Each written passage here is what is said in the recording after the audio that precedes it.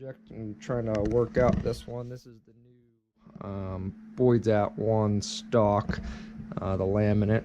But when the customer bought this, he had bought the 4.4 inch hole space Savage, and he actually had a 4.25, so 4.25 Savage hole spacing. And he had done some work to the inside of this. So he had done some dremeling and stuff like that before he realized he couldn't get this one to fit. He thought it was just a little bit off because the hole's close but not close enough, and no matter how much you dremel here, you're just going to slide it back, which is in turn going to make this rear action screw off, as well as the action continues to slide back, and then you get interference and all that stuff back here with the trigger and your bolt handle location and all that. So you can't dremel this back and kind of cheat it. So what we're gonna do, I already did last night.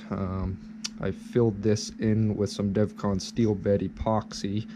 So now the next process is going to be, we're going to locate this hole, and then we're going to come up the 4.25 inch, and we're going to drill the action screw hole to locate that, and then we're also just going to drill it a little bit larger. We're just going to put an aluminum pillar in there, and we're going to kind of cover up some of this so that way it's not as big and ugly looking here. We'll have a aluminum pillar that goes in here.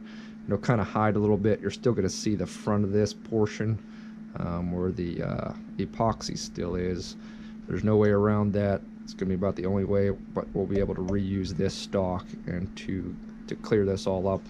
And then on the inside, we'll do this. We'll do the DevCon steel bed and bed this action to the stock itself, so that way the stock will actually fit this particular rifle that he had dropped off.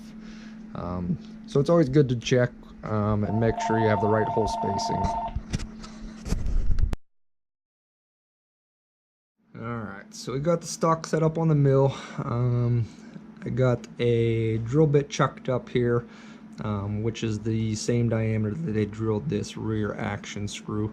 So all we do in here is we're going to line this all up so that way we locate this hole. And then what we're going to do here, we're going to power on the digital readout. We located our zeros, so we got 0 and 0 on our X and Y. So what we're going to end up doing, wind over the 4.25 on the digital readout.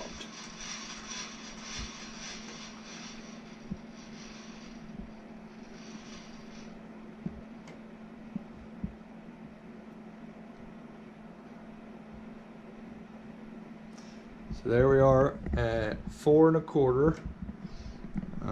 And so then what we're going to do is we're going to locate this, and we will drill this hole all the way through, and we'll make enough room to do a pillar. So we're actually going to take this drill bit out.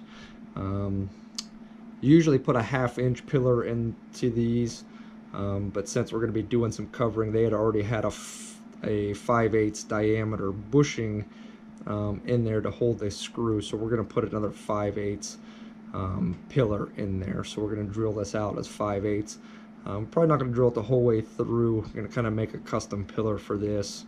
So we'll start with a 5/8, so that way it'll have a nice wide flat here. We'll counterbore for the screw hole, and then maybe we'll put a 1/2 inch the whole way through. So we'll get a 1/2 inch mill bit through here, so that way we don't have to worry about it wandering with a drill bit. Sometimes the drill bits will go like this whenever they try to drill without center drilling, and this is a little bit of an angle, whereas a mill bit will just cut straight through there without any deflection, especially being wood.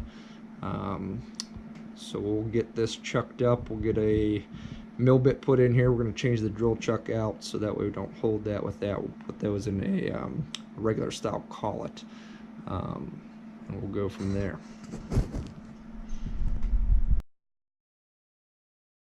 What we're going to do now is we're going to get our 5/8 2-flute end mill. We're going to put this in the 5/8 collet, We'll get this set up into the mill, and then, like I said, we'll counterbore this down maybe 1/4 inch, maybe 3/8 of an inch, and then we'll put a 1/2 inch in there and go finish that out the whole way through.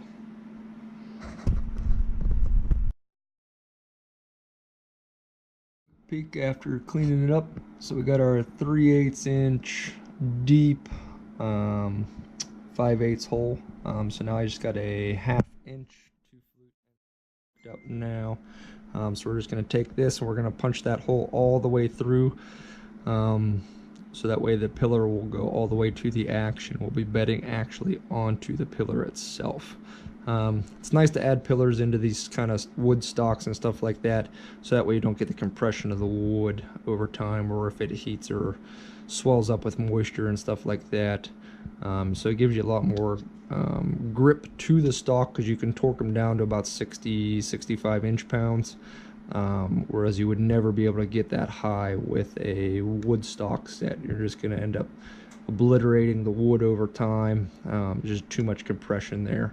But once we put the aluminum pillars in the front and back, we'll be able to do that. And we're actually going to take this end mill and we're actually going to drill out that rear pillar as well. So we're going to put a 1/2 inch pillar in the front and a 1/2 inch pillar here in the back. And then we'll actually do the bedding itself, but then we'll custom build the pillars to the stock itself and make sure they fit, and then we'll epoxy everything in one shot, and everything will be nice and laid out.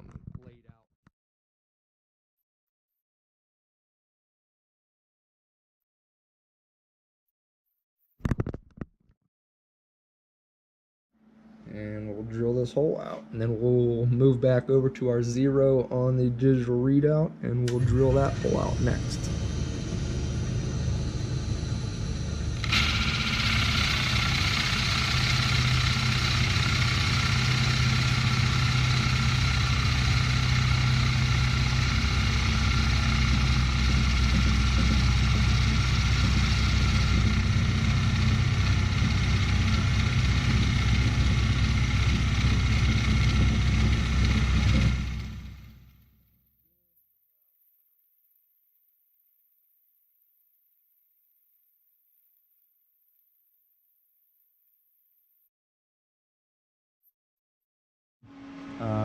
I took my dimensions for the front pillar, and this is going to be the rear, so I just pulled the dimensions out of the stock so it'll give a nice fit. So now we've built a program up here, so we can just run it in graphic. It'll show you on the monitor what it's going to look like whenever it cuts out. So that should be our shape profile. And now we've got our, it's about 1 1/16" aluminum bar stock. So we'll get this and get the turning tool put in there. We'll get the camera set up, and we'll get this pillar cut out, put some undercut grooves in there just for the gluing, and we should be good.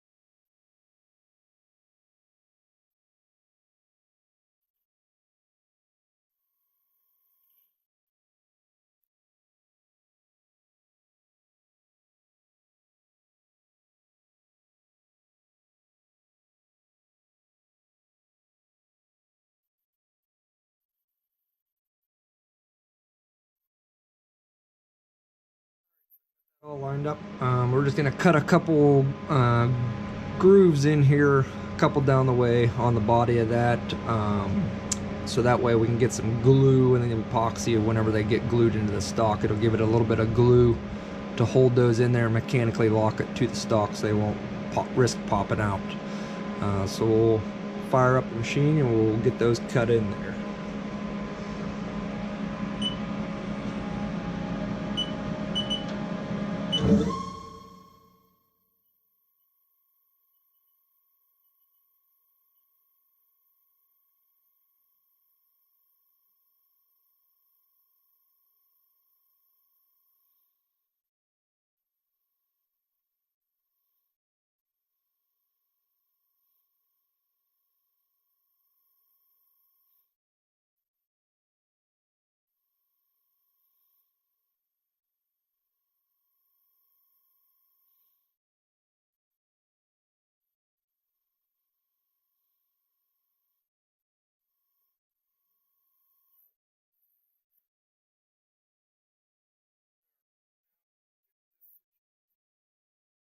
In the end for the alignment rod that I use, so we'll drill that out to size so that way it keeps it on center whenever the action gets glued in there.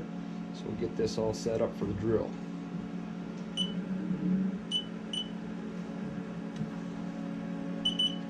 Of it.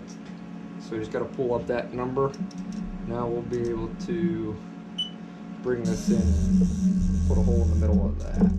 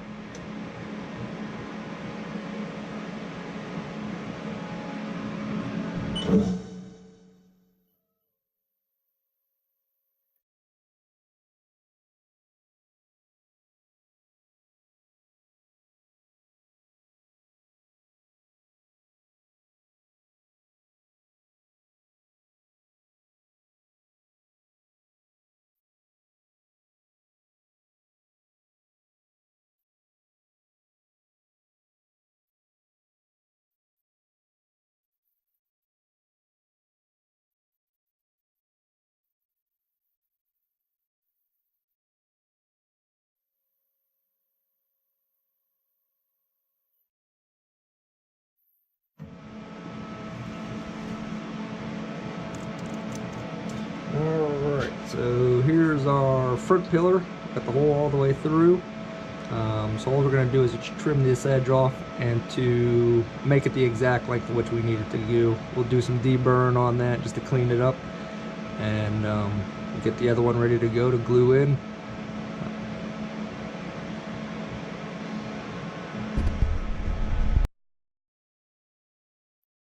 Okay, we got the stock all prepped out, so we dremeled all this out to give a nice relief for the epoxy to go in. So we have some skim bedding going on there. We got our holes all drilled out for the 1/2-inch pillars. There was one other problem we got to clear up with this. There's a hairline crack right along here. So this piece is a little bit broken. So we're going to keep that from breaking out. What I ended up doing is we drilled a little tiny 60,000th hole, so about a 1/16th, to fit this pin down in there. So we're going to drive this pin down in there, and then we'll cut off the excess, and then this will all get covered up with bedding compound anyway.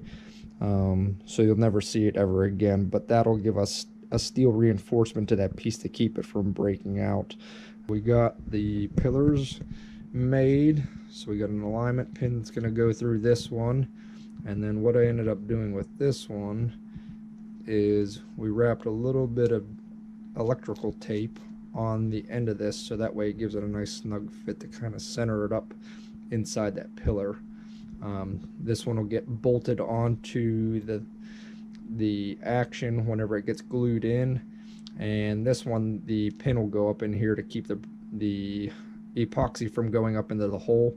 We'll release agent the shank of the pin, and then we'll press this insert from the underside, since it can't go in through the top like this one. So this one has to come in through the bottom and we'll get that epoxied into place, and then that'll fill it all up.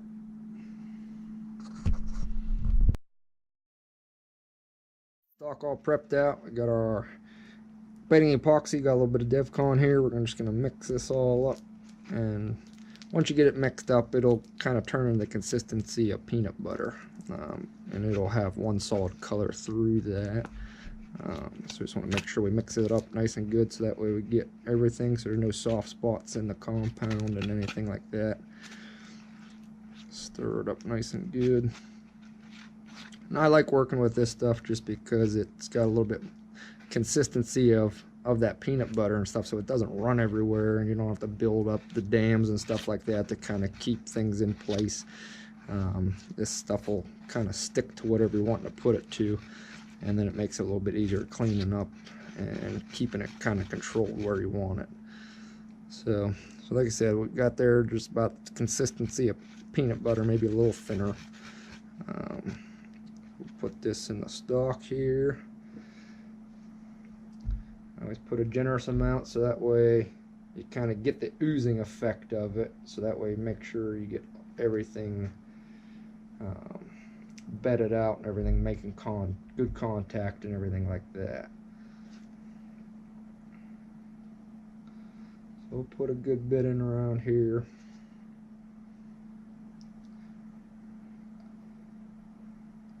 And we'll get the pillars. We'll put some on those and get that ready, and press her down in and clamp it up and let it sit overnight.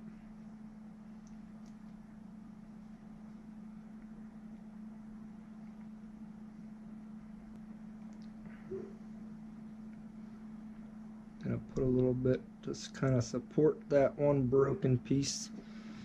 Get some in there. And back here around the tang.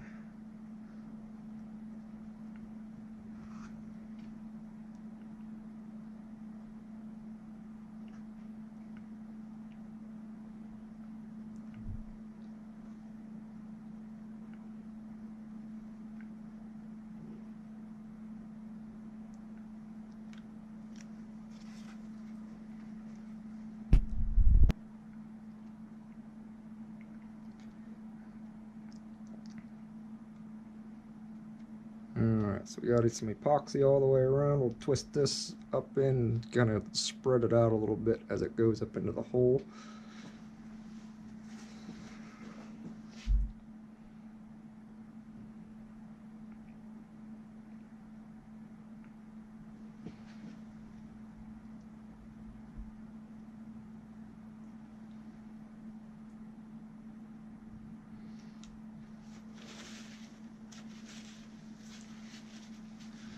Get this one all slathered up with some epoxy, and we'll clean up the excess here once we get it pressed in there. Get it set down into place and get it all cleaned up. That way there's just minimal amounts of fitting tomorrow whenever we get it out of the stock. Won't have to do a ton of machining to get everything cleaned up and make it look presentable. A little dab of epoxy there. Alright, so we got our front guide pin that's going to go down in the pillar that came from the bottom. There's pins on there. So now we'll just carefully slide this down into place.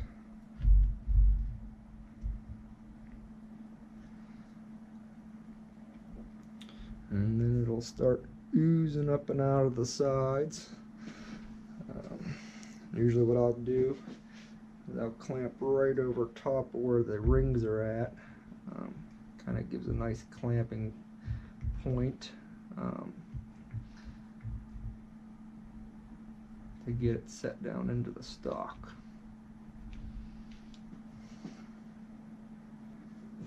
Let me move this back so we can get the other one over top of this other pillar. Set this up like this.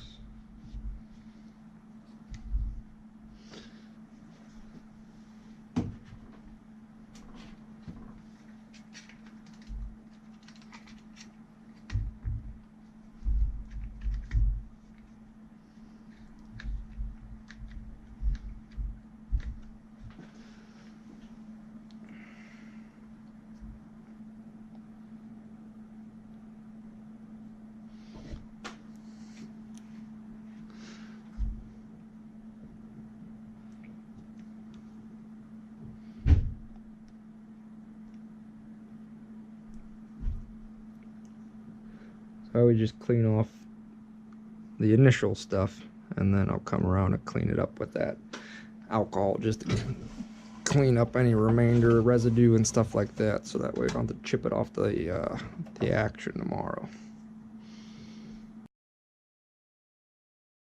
Alright, here's the next day. I'm going to pop this out of the action. I get it. Clamps off it, flip it over, take our screws out.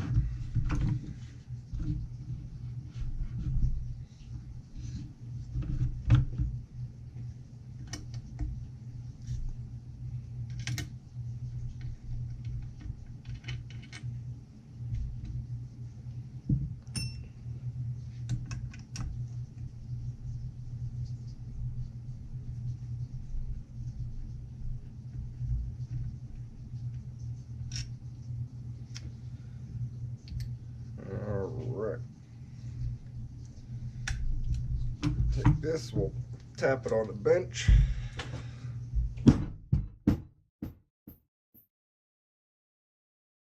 Pop free.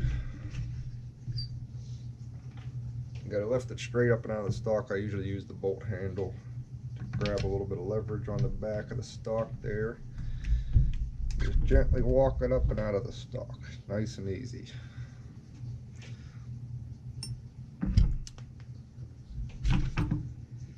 Now there's a little bit of junk going on in there, but we'll clean this up. It'll actually look really nice whenever it's all done. We'll have to trim the back of the pillar so it doesn't interfere with the trigger itself. Savages, they only have a half a pillar on the back. The front portion will stay, the back will not. But everything looks good. We got all the way up to the edges. Everything's nice and filled in. Just get the Dremel out, fire up the vacuum to suck up all the dust while we're cutting, and we'll get this machined out.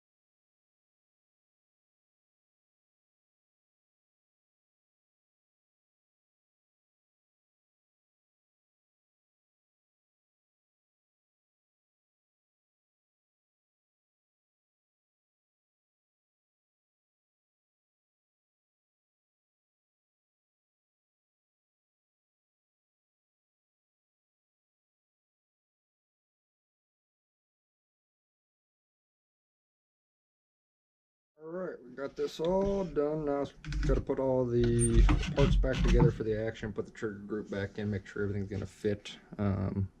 Took some wipe-on polyurethane and resealed all the stock where already the sanding was, so that way the stock will be protected from moisture and stuff like that when you're on the elements. So there it is. Everything's all cleaned up. Looks just like how they would have machined it for coming from Boyd's stocks. So the bedding compound will give a nice bedding surface to marry the stock to the action. And then cleaned up that front pillar and cleaned up the rear there, made sure the trigger guard and all that fits. Not much we're going to do about the extra epoxy around the front. It's just nature of the beast, with this one being completely off center, but not too bad. It kind of camouflages it pretty well. It's best it's going to ever look, being that they bought the wrong stock to fit it to this action, but everything came out good. So now we'll put it all back together, make sure everything functions, and then get it back to the customer. Thanks for watching.